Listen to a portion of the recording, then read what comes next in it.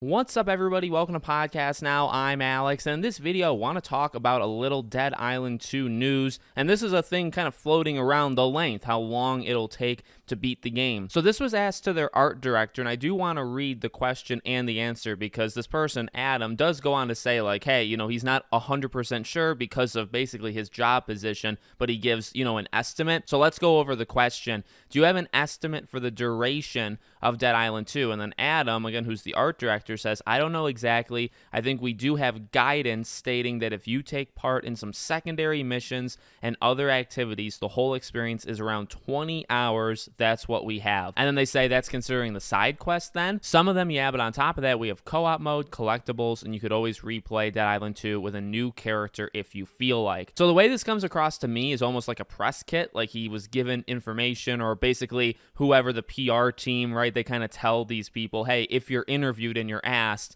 here's kind of the lines of what to say. That's just how it comes across to me, where, he says, I think we have a guidance stating. So it's like, well, if you do some of the things, I was told if you do some of the things, the whole thing is around 20 hours long. I wanted to bring this up because I think this may catch some people by surprise, right? You think of Dead Island, you think of Dying Light, obviously two different companies, but you think of them, and what's the length of time that comes to your mind? I would assume people think it would be longer. Here's the thing, like, I'm actually completely okay with it. Hearing it's 20 hours, and that's with doing, like, some stuff, right? So maybe you can get to 25, maybe you can get to 30. I actually think that's a perfect length of time. Even from, like, these previews that are coming out on the game I've seen, like, feels old, but it feels old in a good way. Like, it's actually refreshing to have a game that feels like this. So far, so good. Like, from what I've seen of it, I'm really into it. And I've always kind of said, look, not every game needs to be 50, 70, 90, 100-hour long games. Yes, there are games that are that long, and some of them are absolutely incredible,